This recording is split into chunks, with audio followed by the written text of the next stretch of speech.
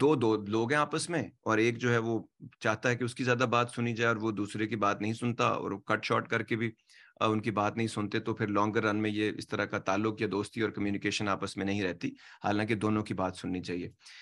ये एक ideal situation है, ऐसे नहीं होता दुनिया में, जिंदगी में ऐसे नहीं होता। आपका एक दोस्त है, वो अक्सर बेवकूफी की बातें करता है या एक ही बात बार बार करता है, आप कितना अरसा सुनेंगे उसको? नहीं सुन सकते आप। प्रैक्टिकल जिंदगी है ये। आइडियलिस्ट, देखें, आइडियल्स पे जिंदगी नहीं चलती। और एक और बात, ये जिंदगी फेयर भी नहीं होती, और सारी चीजें बाय द बुक भी नहीं चलती। तो इसीलिए अगर हमारी कोई बंदा बात नहीं सुनता तो उसका मतलब है हमने अपनी वैल्यू, अपनी कदर नहीं बनाई। हमारी बातें अगर आप गौर करें तो आप एक ही चीज को लोगों को रिपीट करता हुआ पाएंगे। उनको दो तीन चीजों में इंटरेस्ट है, बस वो वही बातें करते रहते हैं। कौन सुनेगा इतनी लंबी बात बार बार, वही तीन बातें।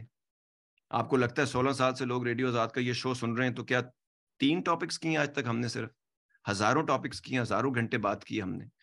उसमें एंटरटेनिंग क्या था? अगर आप बात में एंटरटेनिंग ही नहीं है, आपकी अगले बंदे की जिंदगी में वो जगह ही नहीं है, वो आपको रिस्पॉन्सिबल ही नहीं समझता, या आपकी बात को सुन के आपके साथ कंट्रीब्यूट ही नहीं करना चाहता, या आपकी बात की वैल्यू नहीं है, या उसकी आपके पास कोई बात की वैल्यू नहीं, तो ये काम तो नहीं चलेगा।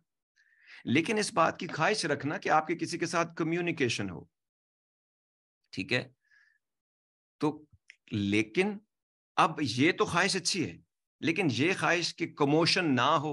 ज्यादातर रिश्तों में कमोशन हो जाती है, क्योंकि हम लोगों को जैसे एक दूसरे, हम कंपार्टमेंटलाइज, ब्रेन हमारा एक दूसरे को कंपार्टमेंटलाइज कर लेता है। कोई लोग ज्यादातर वो इमोशनल है तो वो इमोशनल बातें करते हैं, कोई लोग स्टूपिड बातें बहुत करते हैं, कुछ लोग खामखा की फजूल बातें बार बार करते रहते हैं। तो कोई सेंसिबल बंदा भी उनके साथ लंबे अरसे तक नहीं चल पाएगा या कॉन्वर्सेशन नहीं कर पाएगा। कुछ लोगों के दिमाग में कुछ चीजें अपनी ही उन्होंने एक सोच बनाई होती है, उसके हिसाब से वो उसी के इर्द गिर्द बात करते रहते हैं, जो कि बात पहले क्लियर होगी, ये समझ आ गई है। तो ये ख्वाहिश रखना कि आप बोलें और अगला सुने, और अगला बोले और आप सुने, इस ख्वाहिश की तकमील के लिए इस पे बहुत ये जोखिम का काम है, ठीक है? इसके लिए आपको अपनी जिंदगी में से बहुत सारे लोग फिर आहिस्ता आहिस्ता निकालने पड़ेंगे, क्योंकि लोग जो हैं वो सिलेक्टिव लिसनिंग पे काम कर रहे हैं। To get the full Radio Azad experience, download the Radio Azad app from the App Store or Google Play and take us with you everywhere.